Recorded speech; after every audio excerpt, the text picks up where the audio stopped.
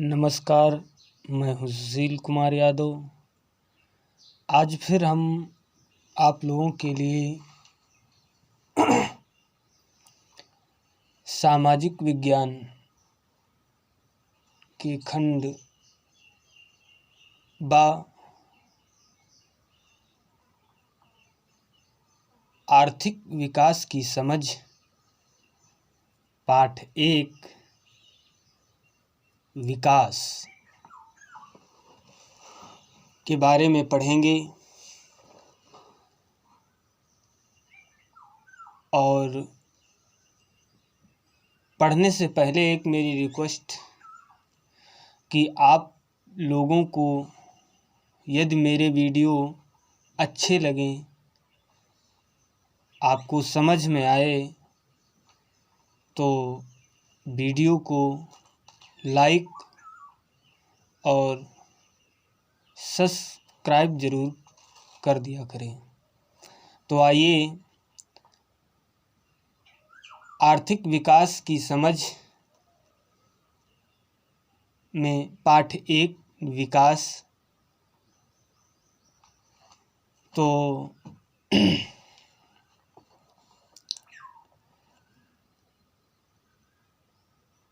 इसमें देख रहे होंगे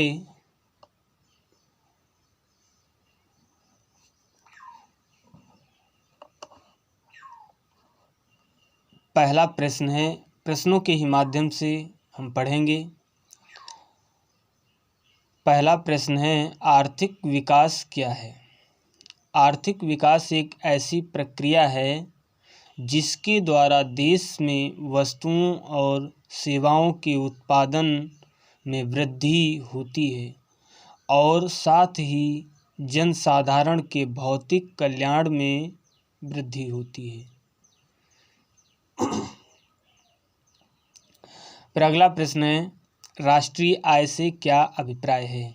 जिस प्रकार किसी उत्पादन की एक इकाई की वास्तविक उत्पत्ति का अनुमान प्रतिवर्ष लगाया जाता है, वैसे ही एक राष्ट्र की समस्त उत्पत्ति का अनुमान लगाया जाता है। यह संपूर्ण उत्पत्ति राष्ट्र की राष्ट्रीय आय कहलाती है। फिर अगला प्रश्न है, प्रति व्यक्ति आय, यहाँ पर आय हमने नहीं लिखा, प्रति व्यक्ति आय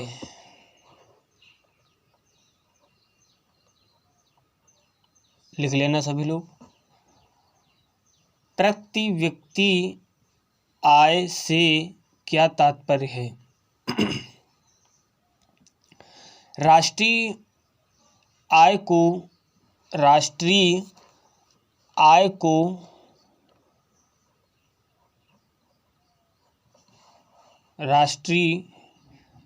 को जनसंख्या से भाग देने पर प्रति व्यक्ति आय ज्ञात हो जाती है। इसे ज्ञात करने के लिए सूत्र का प्रयोग किया जाता है, जो दिख रहा होगा आप लोगों को। प्रति व्यक्ति आय बराबर राष्ट्रीय आय बटे जनसंख्या।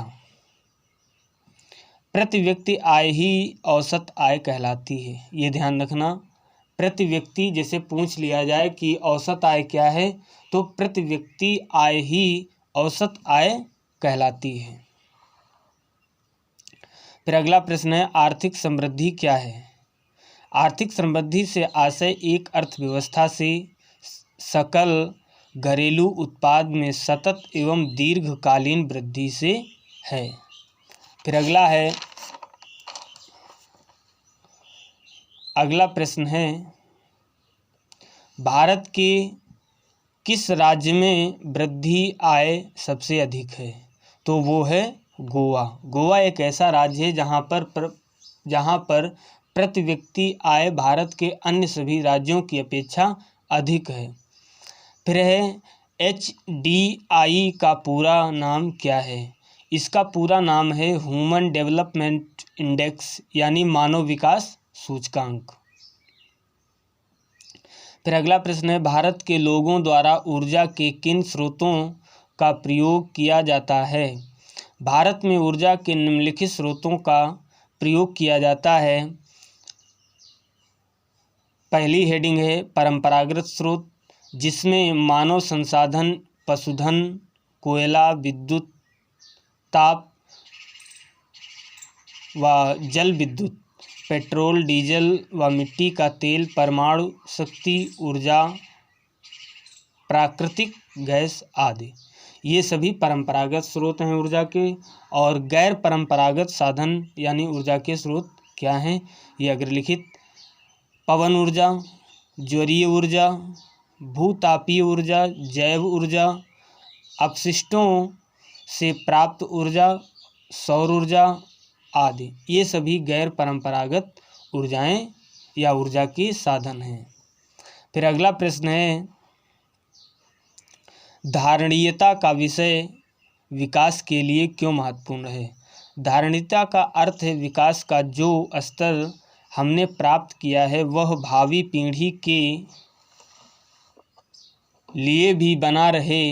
यदि विकास पर्यावरण को नुकसान पहुंचाता है तो इसके दुष्परिणाम भावी पीढ़ी को भुगतने होंगे, क्योंकि पर्यावरण और अर्थव्यवस्था दोनों एक दूसरे पर निर्भर हैं।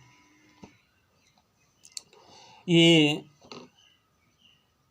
भूगोल में एक प्रश्न था, सतत पोषणी विकास क्या है, किसे कहते हैं? तो उसमें हमने बताया था कि विकास, वर्तमान में विकास इस प्रकार किया जाए कि उसका परिणाम हमारे वायुमंडल या पर्यावरण पर ना पड़े, जिससे अगर उस विकास का दुष्परिणाम पर्यावरण पर पड़ता है तो उसको आगे आने वाली हमारी भावी पीढ़ियों को भुगतना पड़ेगा।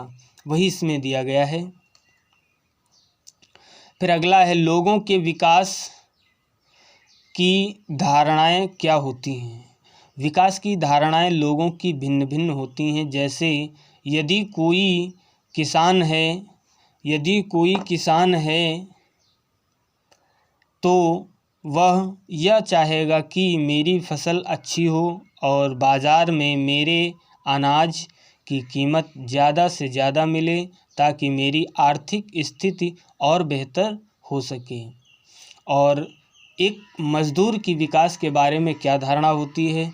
अगर कोई मज़दूर है तो वो उसके विकास की सोच होगी कि मुझे ज़्यादा से ज़्यादा दिन काम मिले और काम के बदले अधिक मजदूरी मिले, जिससे मेरे परिवार का गुजारा ठीक से हो सके। और इसी जगह पर यदि कोई एक अमीर आदमी होता, फैक्ट्री या किसी मिल का मालिक होता, तो उसके विकास की धारणा ये होती कि मेरी फैक्ट्री में उत्पादन कम समय में अधिक से अधिक हो और मेरी फैक्ट्री में जो वर्कर्स होते हैं यानी लेबर, वो कम कीमत पर मिलें और मेरी फैक्ट्री या मेरे मिल के द्वारा उत्पादित किया गया प्रोडक्ट यानी उत्पाद मार्केट में अधिक से अधिक कीमत पर बिके। तो ये लोगों के विकास की धारणाएं अलग अलग होती हैं। तो ये आर्थिक समझ पाठ 1 विकास आज यहीं तक, और कल अगले वीडियो में हम इसके आगे के बारे में चर्चा करेंगे और पढ़ेंगे।